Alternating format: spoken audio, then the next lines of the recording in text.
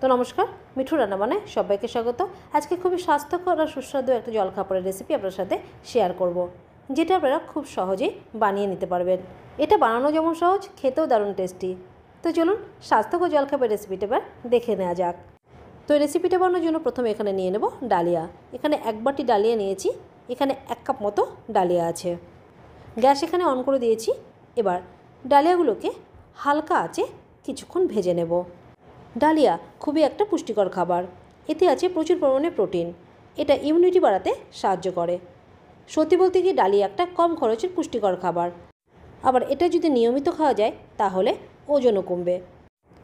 এখানে দেখতে পাচ্ছেন ডালিয়াগুলো ভাজা হয়ে গেছে আর কালারটাও চেঞ্জ হয়ে গেছে। 5 থেকে 6 মিনিট মতো লো ফ্লেমে ভেজে নিয়েছি আর এটা থেকে একটা সুন্দর গন্ধ বেরোতে শুরু করেছে।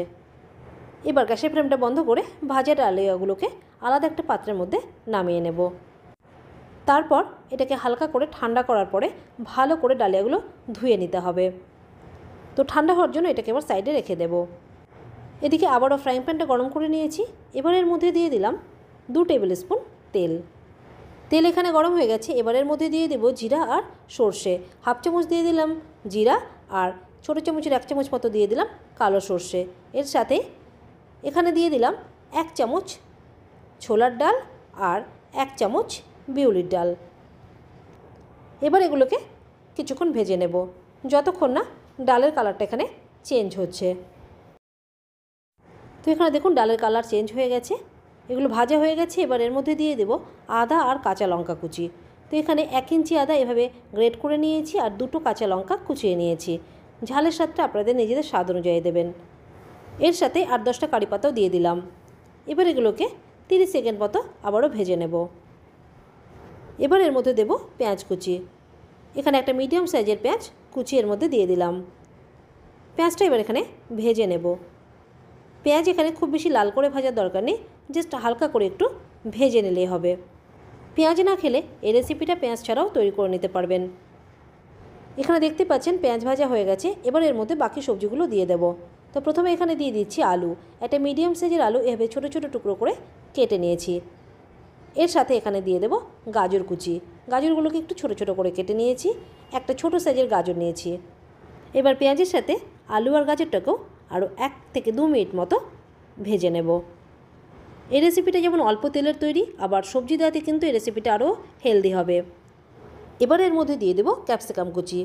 1টার অর্ধেক ক্যাপসিকাম এভাবে ছোটো ছোটো করে কুচিয়ে নিয়েছি। আপনারা একটু বড় করেও কুচিয়ে নিতে পারেন।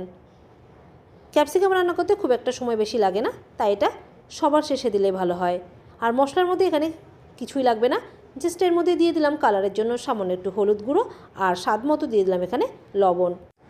আপনারা আপনাদের পছন্দের সবজিও এখানে দিতে পারেন। এবার সবজিগুলোকে কিছুক্ষণ ঢেকে রান্না করে নেব, তাহলে সবজিগুলো হালকা নরম হয়ে যাবে। এদিকে ভাজা ডালিয়াগুলো ঠান্ডা হয়ে গেছে।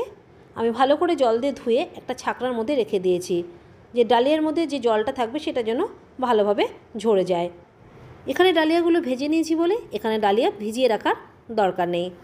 তো ডালিয়া ভাজার পরে হালকা ঠান্ডা করে ডালিয়াগুলোকে ভালো করে জল দিয়ে ধুয়ে নিতে হবে।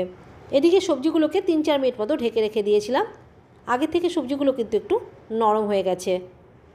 আবারও ভালো করে একটু নেড়ে নিচ্ছি। এবার এর মধ্যে ধুয়ে রাখা ডালিয়া দিয়ে দেব। আর ডালিয়াগুলো দেখুন একদম ঝরঝরে, এর মধ্যে কিন্তু একটুও জল নেই। ডালিয়া দেওয়ার পরে এবার আবারও ভালো করে 1 মিনিট মতো এগুলোকে নেড়ে নেব। গ্যাসের ফ্লেমটা এখানে মিডিয়ামে রাখা আছে। আর এর মধ্যে হালকা করে একটু হলুদ দেওয়াতে দেখুন কালারটা কত সুন্দর লাগছে। এবার এর মধ্যে দিতে হবে জল। তো যে বাটি মেপে ডালিয়া নিয়েছি সেই বাটির মাপে এখানে জল দিতে হবে। তো 1 বাটি ডালিয়া নিয়েছি, এর জন্য এখানে জল লাগবে 2 বাটি। অবশ্যই এখানে গরম জল দিতে হবে, আর বাটিটা খুব গরম থাকায় হাতও দেওয়া যাচ্ছে না। তো যতটা ডালিয়া নেবেন তার ডাবল জল লাগবে। এবার এর মধ্যে দিয়ে দিলাম 1 চামচ চিনি। চিনি দেওয়াটা এখানে একদম অপশনাল, তবে একটু চিনি দিলে কিন্তু এই উপমা খেতে দারুণ লাগবে। এবার ভালো করে মিক্স করে দেব। তো এখানে ভালো করে মিক্স করা হয়ে গেছে।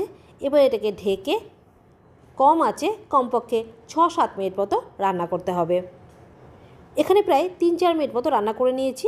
এবার ভালো করে একবার নেড়ে দিচ্ছি, তাহলে ডালিয়া ভালোভাবে সেদ্ধ হয়ে যাবে আর তল থেকে কিন্তু লেগেও যাবে না। আর এর মধ্যে দেখতে পাচ্ছেন এখনও জল আছে, জল শুকোয়নি, ঝরঝরে হয়নি।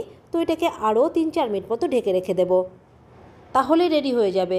তবে এর মধ্যে আরও এমন দুটো জিনিস দেব যেটা দিলে কিন্তু এটা খেতে মানে উপমা খেতে আরও বেশি মজার, আরও বেশি টেস্টি হবে। এবার এর মধ্যে দেব চীনাবাদাম ভাজা। অল্প করে চীনাবাদাম গরম তেলে দিয়ে ভেজে নিয়েছি।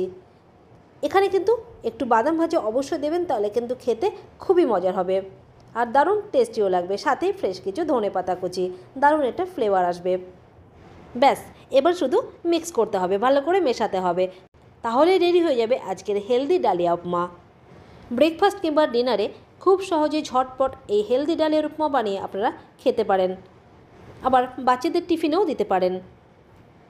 আর দেখতে পাচ্ছেন উপমাটা কত সুন্দর ঝরঝরে হয়েছে, আর ডালিয়া আর সবজিগুলো কিন্তু ভালোভাবে নরমও হয়ে গেছে। তো আজকের এই স্বাস্থ্যকর সুস্বাদু জলখাবার রেসিপিটা বাড়িতে একবার অবশ্যই বানিয়ে দেখবেন। কেমন লাগলো কমেন্ট করে জানাতে ভুলবেন না। ভালো লাগলে লাইক শেয়ার করে দেবেন, আর চ্যানেলটিকে অবশ্যই সাবস্ক্রাইব করে রাখবেন এরকম সুস্বাদু হেলদি রেসিপি পেতে। আজ এই পর্যন্তই, ভালো থাকবেন, সুস্থ থাকবেন, ধন্যবাদ।